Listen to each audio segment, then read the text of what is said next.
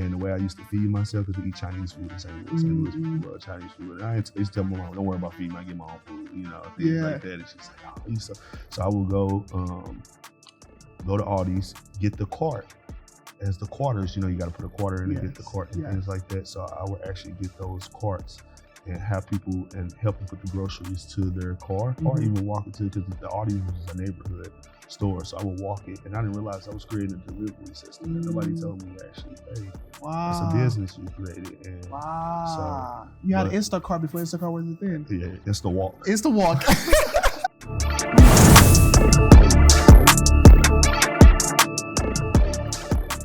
Hey, what's up, good people? Welcome to the Entrepreneurial Show, a talk show that highlights up-and-coming local legends and founders who get to take a chance on their vision, even when the odds are against them.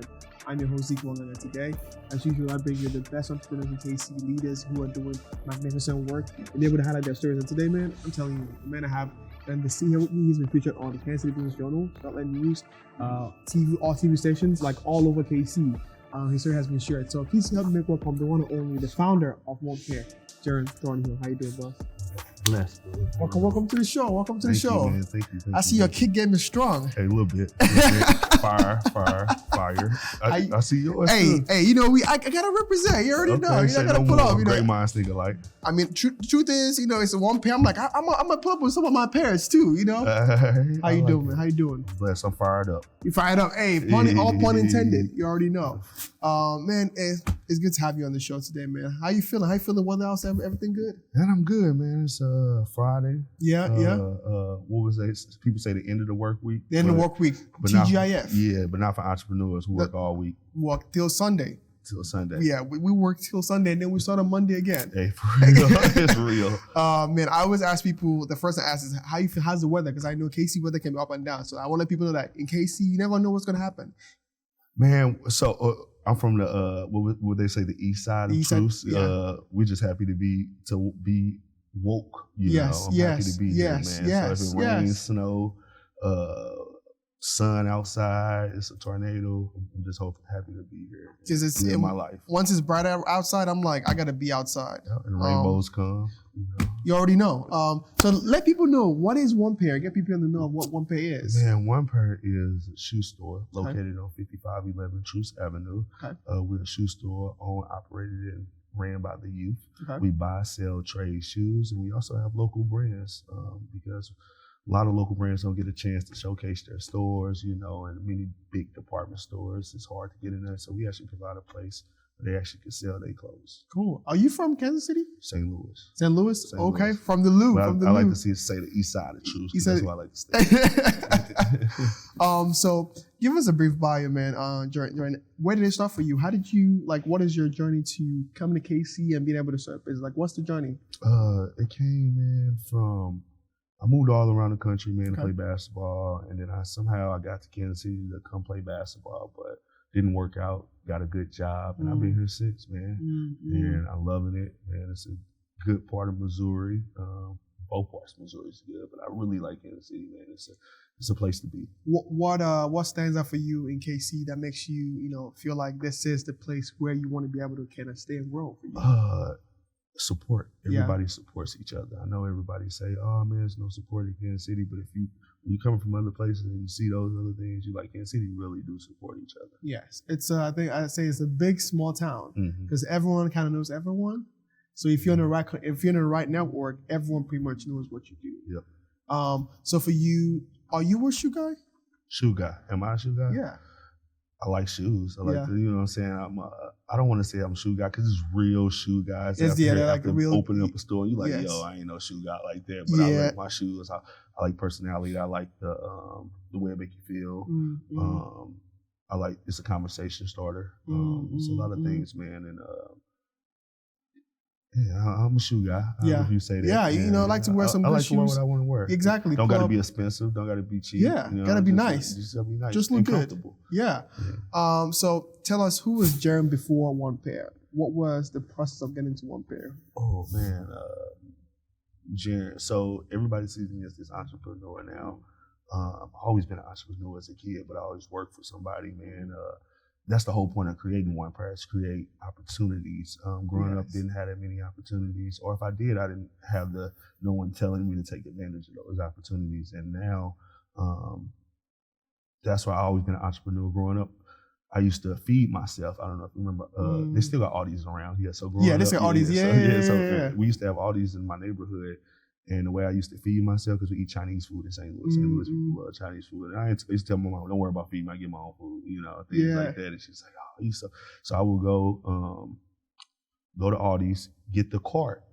As the quarters, you got to put a quarter in and get the cart and things like that. So I would actually get those carts and have people and help them put the groceries to their car, or even walk it to, because the Aldi's was a neighborhood store. So I would walk it, and I didn't realize I was creating a delivery system. And nobody told me to actually, hey, it's a business you created. And so you had Instacart before Instacart was a thing. Yeah, it's the walk. Get you some steps in while you getting you some money too. Get you some money. Yeah. Man, okay. So where did that whole, being entrepreneurship and trying to get your own money come from? Like, you have family members who did that, or? Nah, man. What happened was I actually worked at Verizon, man. Okay. That's another reason I stayed in Kansas City, because I ended up working with T-Mobile. Killed it in sales, man, because I'm a sales guy. Yeah. Went from T-Mobile, they moved me back to Jacksonville, where I was originally moved after to college and things like that. And they killed it down there, became top salesman in Jacksonville. Then I moved back to Kansas City because they wanted me to take over the mall. Took over the mall location, excelled, and took the mall location to the wow. A lot of people don't know the mall is the reason the independent store has a store is because I wanted a store, and they were like, it was a split up division between T-Mobile, between South and North, and the North, which is downtown, like the Kansas City location and stuff, wanted me, and I was like, they was like, well, we'll pay you more. It's straight bidding war between a South and district, and they were like, we'll get a store for you in the mall. And I was like, well, that's pretty cool, but I ended up going downtown and running the store, going to Verizon. And then long story short, worked at Verizon, man, and I had rude customers, man. And I had one customer that came in and said, but I was awesome at sales at Verizon. Did top customers love me, but this one customer, older guy, when stuff don't work, older guys get kind of mean. They come there like, what's going on? And I understand that usually. And I'm like, I can help him. This guy was like, that's why Verizon's sons makes more than you. And you here sitting here fixing phones. And I was just like, whoa, I was personal attack. Yeah, I was like, dang, bro, just because you don't know how to charge your phone, you gonna kill me like that? Damn. And I was like, I didn't even know Verizon owner had kids at the moment. I was just like, dang, why you just say this to me? And I was personal. Like, so I was like, it's time, because then Verizon's able to pay me $80,000 to $100,000 a year. What's the owners making? What's the owner? Yes, that's true. And I don't really count people's pockets, but then I'm just if you do the math, it just trickles up. So then I learned how to fix cell phones, man, and I opened up my own cell phone store with my partner from Morocco, man, and YouTube, and we became entrepreneurs that way. We seen a pain point that Verizon wasn't fixing phones. They would just send out a phone, and so then my cell phone partner wanted to, quit his job, and that's what we did. We started fixing cell phones. Wow. I'm gonna get to the sales part, but I want to tell you this funny story. So in Nigeria, actually, we fix phones, right? So you have to be very intelligent if you want to go fix your phone. You have to literally be there, because you can go and they'll give you a different phone. You won't know until you get home. And when you go back to the store where you fixed it, they're like, that guy never worked here. So you gotta be smart. Where I grew up in, not in whole Nigeria, though. I grew up like in the streets. Like you gotta be street smart to grow up where I grew up in. And we all know, like, as we are the most entrepreneurial people in the country because of that. You have to be really smart, or you get like real quick. They can like stop real quick. But all these, right? When I moved to the US, I didn't know that all these, they were like, you want a bag? I'm like, no, I'm cool. I didn't know that you actually do need that bag. Because I was like, I was like my oranges and juggling eggs and stuff. I was like, that was a bad decision. I saved 10 cents when I'm here juggling oranges. Yeah, so let's get back into the sales, right? So what did you notice that made you so successful in sales? Pain points. Everybody has a pain point, man. When people walk into stores, they're obviously looking for something. Even if they're not looking for something, they'll talk to you. People want to talk. People will tell you their pain without you not even knowing, and that's the whole thing about sales. If you can figure out a pain point and people solve that pain point, and then figure out another pain point, you can just keep selling. Did you have like a set of questions you had to ask you to get to the pain point? No, I let people talk and I discover those pain points. People tell you all day. So like for cell phone, for instance, back then, I don't know if you remember hotspots. Hotspot, yeah. That was the biggest thing. Yes. Everybody had to have a hotspot. It wasn't a hotspot from your phone. Yeah. It was just the hotspot. The hotspot, yep. And so people always talking about, somebody just say, hey, I'd be like, how your day, man? How your day going? And, and what you do for the day? And they'd be like, oh, man, I was working and, I went here for internet, or I just, I was driving and I had to pull over, or, things like that. And so the whole time they just talking and telling me their day, I'm just like, that's the problem right there. That's the problem right there. You need internet on the go. You need to be able to watch stop. So that was just a sell point. It just taking to selling out so many hot spots. And that's because just a pain point. So as a salesperson, talk less and listen more. Basically, listen for the pain point. Try not to sell. Yeah. Because once you do that, people already know. Like if you're being too salesy, they're like, yeah, you don't know what I need. You don't know what I need. Yeah. Okay. Because people tell you what's going on and just talk to them regularly. How did the fixing business you had with your friend, the phone fixing business, how did that go? It's awesome. It's still going on, 4611 St. John. Oh, wow, okay. It's actually, I moved on from that business. Got to, a lot of screws. It went from just simple to, a lot of products. So I moved on from that business. He's doing successful, man. One of the top cell phone stores in the city. Things like that. Okay. I stopped at iPhone 8s. So that's it. Oh, yeah, that's a minute. Yeah, it's been a minute. 2018 or 17? 17. Yeah, it's been a minute. Okay. So talk to us about One Pair. The idea of One Pair. Where did it come from? Why did it come about? One Pair is an entrepreneur hub for kids.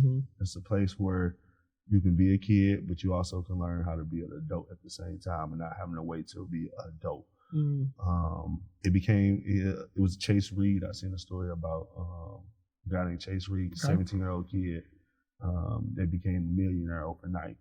And what happened was, not even overnight, he put his work in, not saying it like that, but he became a millionaire. It was actually a dream to, he went from asking his daddy for some money to his daddy saying, you need to do this. His daddy supporting him, and all he had was the support that he needed. And he became, a sneaker connoisseur of the world and everybody. And he's just a kid. Wow. So I was like, why can't we make more Chase Reeds if we just support them?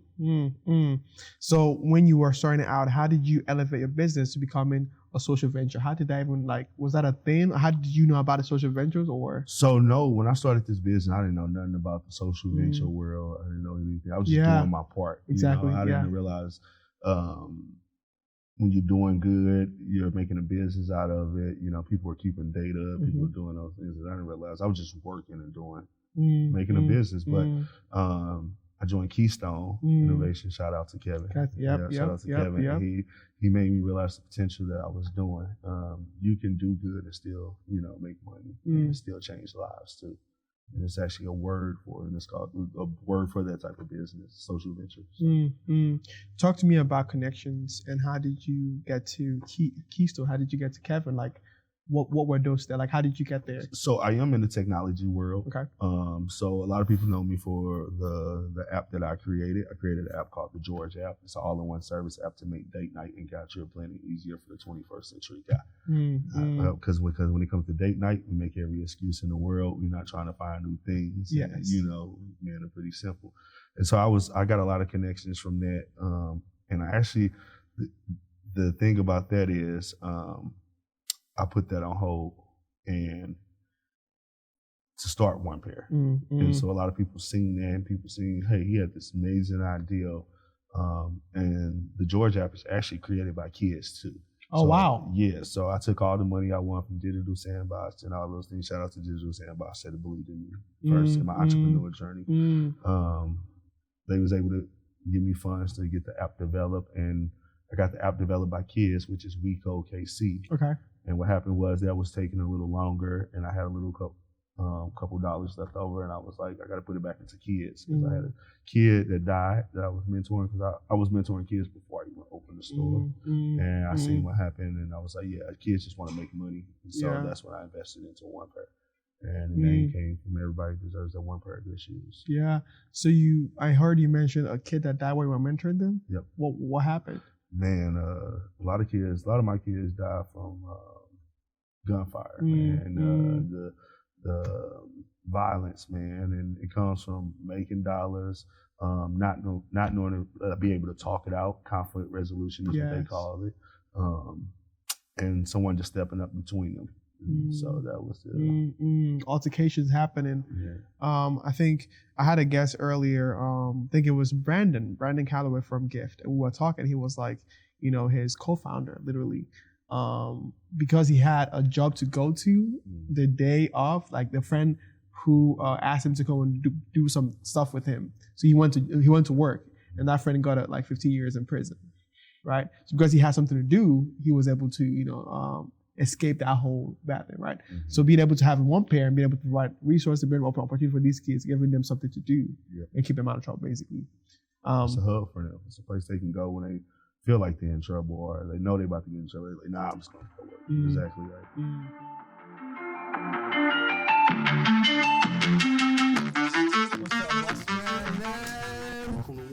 Thank you, man. I'm in the spot right here. This is dope. This is really dope.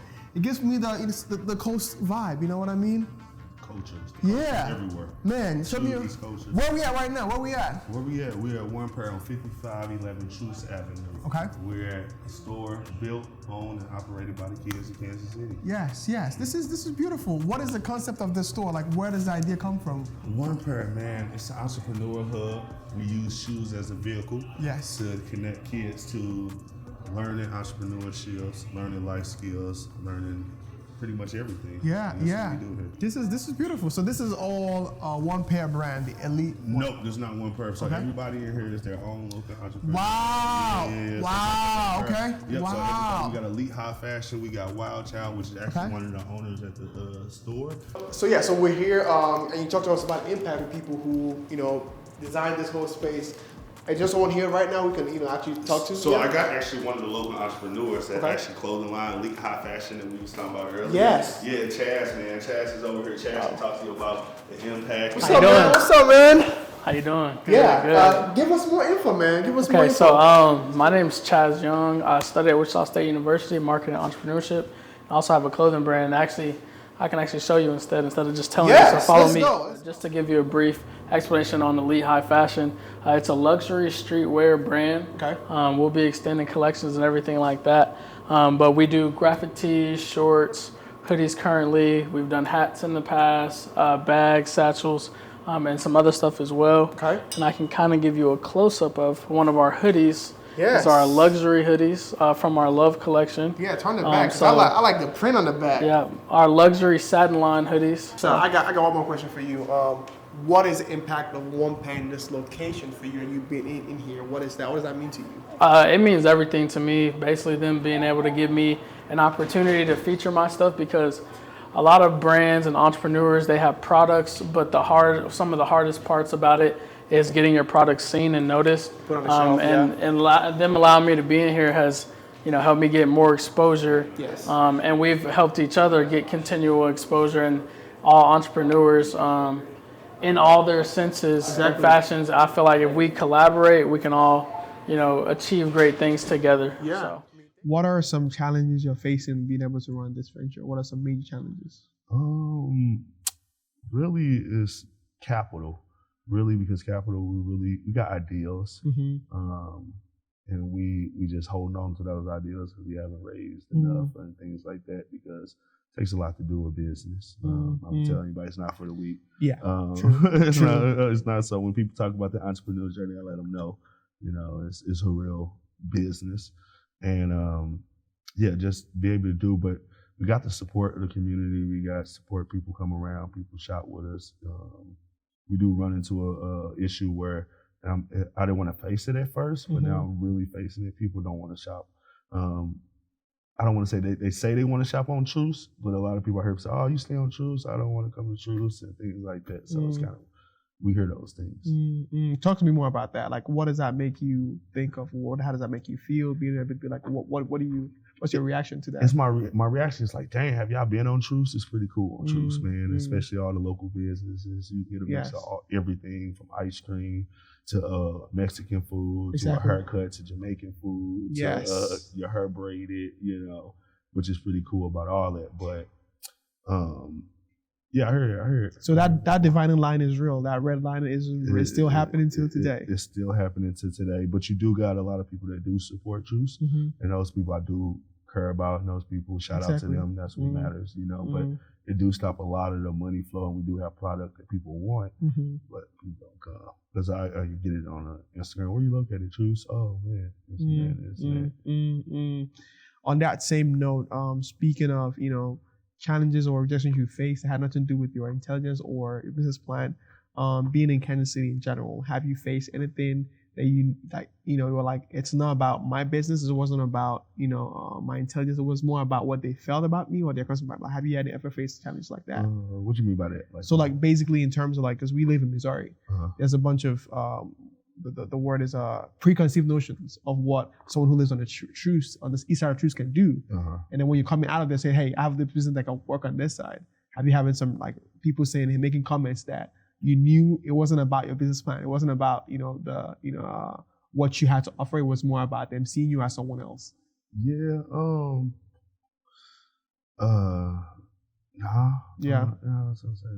So you've been able to navigate yourself in a position where you always, how are we able to do that? Because I feel like there's some people who have trainings where hey, I feel like I have this business idea, but no one ever accepts me because they just look at me from a different perspective. I feel like if you do what you do and you do it from the honest of your heart and you put the work in, people got to notice you. Yeah. You can't take that from you. So you gotta, that's facts. Because if you really show up and do what you're supposed to do, people will support you. People will support you. That's just flat out. You'll get the hate, you'll get all those things, but when you block out those things, man, and you really, that's how I say it back to, I care about those people who support me on Truce. So from a city perspective, what kind of support have you gotten from Kansas City? Not from private sector, but from the city? Keystone, the EDC, they help cut the check for a lot of social venture businesses. That was pretty awesome. I get a lot of city employees that stop by that tell us about things. We got support from the city. But when you're talking about those dollars, I don't know how to tap into those dollars yet, Because there's none, honestly. That's the problem. That's literally there's nothing for entrepreneurs. You know what I mean? And I just asked you that just to see you. I was if you have any, you got some money. How do I go get that money? Because we out here trying to get sponsorship from from the city, but it's you go in the budget you don't see those dollars in there. Yo, what you doing? You know what I mean? So I was when he was oh wait, you got to connect me because I need to be plugged in too. Yeah. You know what I mean? So for you building this business on Truce and being able to, how long have you been doing this? About to be 3 years from now. Wow. Okay. What is your thought about from a personal day-to-day activity, being an entrepreneur? What do you do? What do you do from day to day? Wake up first. Yes. But I learned at first I used to just roll over, get to work, do those things. Man, that stuff drive you crazy. So now I got to wake up and get my workout on. I have to just refresh the mind. Every entrepreneur needs to refresh their mind before the day starts. True. Get those juices flowing and stuff because we always create. I learned that too. If we're not working on something, we're creating something else. True. So True. I create inside the gym and then, but the entrepreneur aspect is meetings, trying to make money for the next and creating. As an entrepreneur, you never stop creating. Yeah. And I agree with you. So, because I heard you mention that being an entrepreneur is not for the weak, right? What are some times when you felt like you want to quit and pack up and just leave it go? How do you pivot from that? Ooh, man, that's a lot of times. People oh man, that's the one pair owner, that's the what's the name. But a lot of those times you do want to pack up, you don't. But the entrepreneur side in you, the person inside, it's nah, we're gonna make something happen. what goes through your mind? Like, what is the foundation for you to say, I got to keep doing this regardless? The goals that I set in life. If you got goals, you got something set in life, no matter what goes to you, no matter what hits you, no matter what, you got to get to those goals, and that's what gets me there. So let's switch a little bit more on the business side of things, right?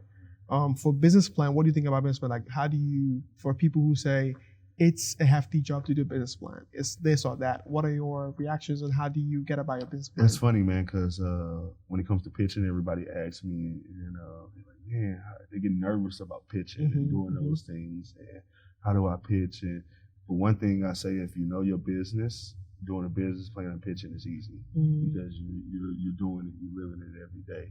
You should be able to know numbers inside your head, no matter what. So if you know your business, the business plan is easy, especially if something.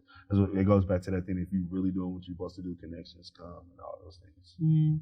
What, from a tip perspective, is there a structure you use that makes it more simplified to work with your own personal, yourself? What you mean by that? Like, so in terms of like a pitch, is there like a layout for in your mind? This is what I'm going to do. This is where I'm going to hit them at, and this is what we're going to get at. That goes back to sales pain points. So pain points, solution to pain points. Everybody has a pain point. If you can get to that pain, make somebody relate. That's my thing when you're pitching, and then it's pitching your business. So, and one thing I learned too that actually helps. Kevin helped me really from Keystone again. Data. If you're doing your business, data helps, really put it all out there. Solidify it. Like, is it like the numbers? Yeah. From a sponsorship partnering perspective, I know you have some partnerships you have going on. What are some partnerships you're working on right now? Man, I'm trying to solidify with City Gear. Okay. Right now, a lot of different partnerships, man. We provide shoes to different clubs. We have did partnerships with Channel 41 when we raise money, provide shoes for kids. Got a partnership coming with Lyrics Music. Nice, okay. What's that going to look like? Lyrics Institute? Man, that's going to be pretty dope, man. We're raising money. We just kicked off the shoe drive, raising 210 shoes for kids. Wow. Yep. Wow. Yep. 210 shoes for kids in 25 different schools. So, we're going to choose to let the staff choose the kids who deserve the shoes. We're going to provide those shoes for kids. And I know that, like you've mentioned, your business plan and everything you do is to be able to help kids, right? Give us like maybe stories of impact you've had, like you've been like, man, this really touched my heart that this happened. Oh man, what you're gonna see, what you'll see in the other footage is the one per store, man. I really believe in building the entrepreneurs, man. And one of my kids has been with me since the start of it. And he grew up he learned from me. Yes. And what we were doing the whole time. And one part now, he has his own shoe store owner, which is located at 5511 Truce. Wow. I allow him actually to take over the shoe sales of the store, which is Shoe Verdict. His name is KJ Former. So he actually is running the business. I got other kids that do clothing lines. I got one kid that actually got out of college. He was going out in Pine Bluff, Arkansas. Then I actually seen he dropped out and was working at Home Depot. I met the kid at Home Depot because this was when I was building the store. I kept trying to get some paint for the store, and I kept going there. I was like, dude, this kid works hard. I was like, and he told me a story like he just dropped out of college. He was only 19. He had fun, and he said he wanted to get back in school. He wanted to be an entrepreneur. And so what happened was, he joined One Pair. 2 months later, now he's about to graduate from Mizzou. He works for the city water department. Yep. Wow. And now he works with us on weekends. So we got that. So it ain't just about entrepreneurship too. It's about giving you hope and you do what you want to do in life. I could preach entrepreneurship all day, but I always tell people, you don't have to do entrepreneurship. Just do what you really want. Exactly. And he wanted to be a engineer.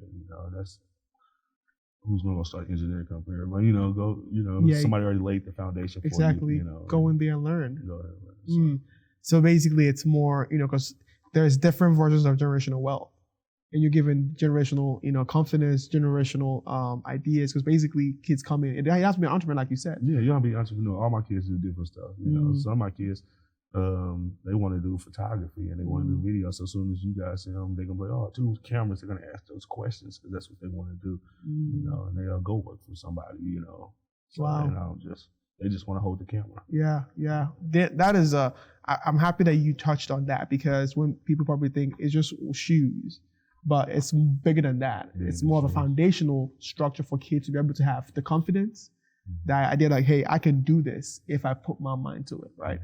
From an investor perspective, why should an investor invest in one pair? Because we're the future of shoe stores. Yeah, we're putting shoe stores in communities ran by the community. We're not just in the mall, not things like that. And we also, we're creating a new way of wearing shoes when I say interacting. So we want to create the whole way when you come in, you can get the whole outfit and have actually a personal stylist kid and put it all together for you. So, and it's changing kids' lives, man. It's deeper than just the shoes. You change one person's life, they're able to change other people's lives. And that's what humanity is about. Yeah. It's a trickle effect. Change one person's life, they change their families, their friends around them. Their networks become better just because of one person's, impact in it. Yeah. So let me ask you this. How can kids join? If kids are out there who's like, man, I've heard this story, I want to be part of this, how can they join? Man, I get that question all the time. Yeah. It's just me right now. That's why I'm building out the foundation and things like that, and still creating, because I get a lot of kids that want to take advantage of this opportunity. What I would say is just reach out to the kids at the store if you know them and things like that. You can always write our social media. Without taking no more kids right now, because I need more investors to help me really grow this out, because we can really change lives. So, but you can stay up to date with us on One Pair KC. Okay. We also got a website, all those cool things. Touch more about that investment that you need. Like, what do you need investment for? Investment, bigger location, man. Okay. We are in a smaller location in Truce, so I got about 8 to 10 kids now, and it's not enough. I'm 1,000 square feet, we want to do a bigger location, bigger inventory, and I don't want to tell the kids no. I do want to tell them no, but the right way, but not for the same reasons that nobody else gets told no. Yeah, wow. So they want to paint this room this color and this and that. I don't want to sit there and say no when I know that it's possible, but it was just like a $20 difference. My investor could have made that difference. What's 5 years looking like for One Pair? What do you think? Man, multiple locations in Kansas City. Yeah. We're looking to really build the brand out from workout gear, not just shoes. The kids are really trying to dive into other aspects of it. And they're really, like, the kids told me to make workout gear. And I was like, workout gear? I was like, One Pair. And then next thing I made One Pair Fit after they told me. And what happened? Everybody wanted to buy One Pair Fit, which is really cool. And that's just an idea from the kids. But yeah, that's where we at. Yeah.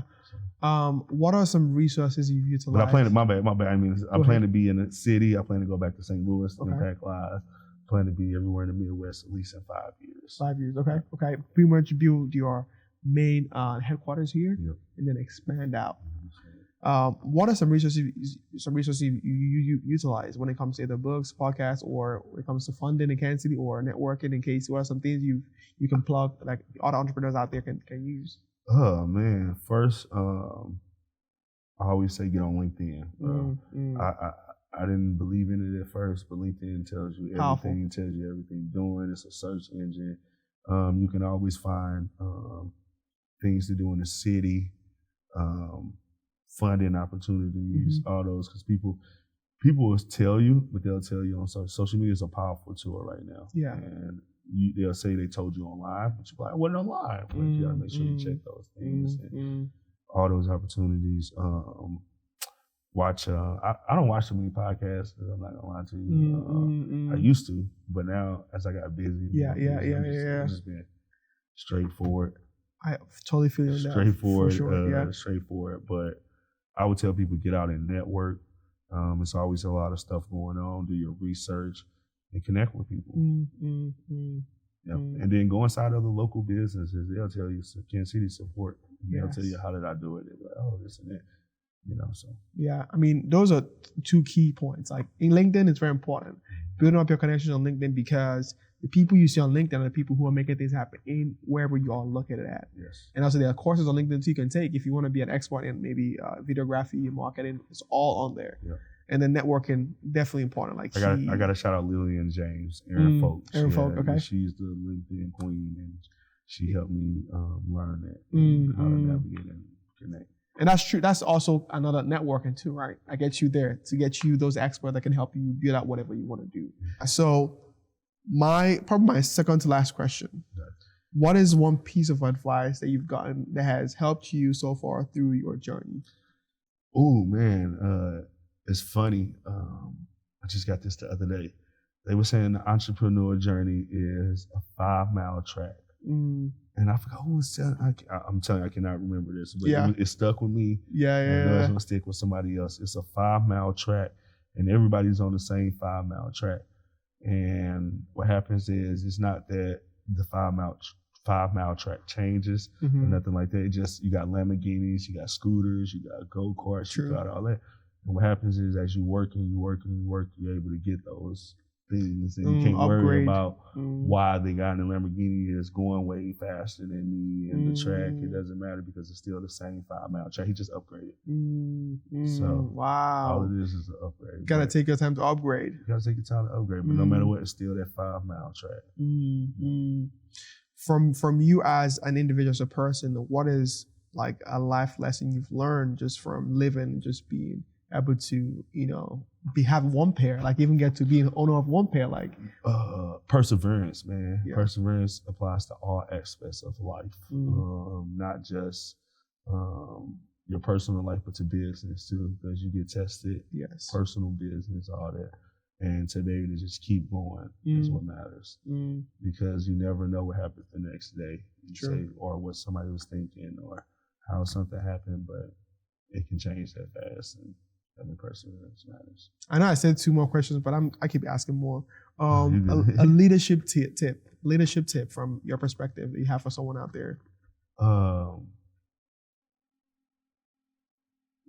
That's a good one. Because I know being able to manage and work with kids ain't easy at all. Oh, no. Yeah, it ain't easy. So I know that you have to be able to have some guidelines you have to follow. Yeah, man. Keep going. That's what I said last time. Keep going, no matter what. That's the same back to perseverance. And keep going. It's all just keep going. It's all linked up. Yeah. Yeah. So we all know that the big guy is coming in town. NFL draft coming to KC here in April, right? We're already in April day. Yeah. What are some things you're doing? Are you in contact with that? Are you connected with that? Or yeah, man. So I usually let opportunities like this pass. I'm like, man, I don't know how to get in that, but I went foot forward, being creative this time, and I'm doing a lot of things for the draft, from interactive Air Force stations to create the different teams on the Air Force stations. Wow, okay. We're doing tie-dye stations for the colors of the teams of the socks. We're doing a pop-up shop all weekend. Wow. Location will be out very soon. Okay. And we're looking to really put our name in Kansas City local scene, because there's always the big players. True. They get all that, you see all that, but we're trying to come and take advantage of that. I mean, you're right, because I always see those big events. I'm like, how do I even take a step and be forward? You know what I mean? But also, like, if you're in the right space, like you said, things gonna happen. You're gonna find a solution to that. But I think that's dope. I mean, because like NFL draft is big. It's big. And being in shoes is also very important, because that all aligns with the same culture. Way. Yeah. Yep. And then those kids are still going to the NFL draft. They're still kids, man. They 20 years old, 21, 19. Still have experience. So, man, thank you so much, Jerren, for coming in and chatting with me, kind of sharing your story, your journey, and how you got to here today. And you said, how can people link up with you? One pair KC on Instagram, Facebook, all those cool things. We got a brick and mortar. We're located at 5511 Truce Avenue, Kansas City, Missouri. And that's it. Yeah, sweet. I mean, thank you again for coming on the show. It's been an awesome episode. And for those who are watching from home, thank you for tuning in. You already know, City Entrepreneur. I'm your host, Zeke Wanganga, and I bring the best entrepreneurs in Kansas City, the people who are doing the great work. And hey, share this. Let people know where we're at. Fired Up Studios. Share this. Let people know. And as I always say, stay fired up, and I'll see you on this episode. Bye-bye for now. To see how our city's entrepreneurs do what they do, tune in to City Entrepreneur on YouTube, Spotify, Apple Podcasts, or wherever you get your podcasts. Episodes drop every Thursday.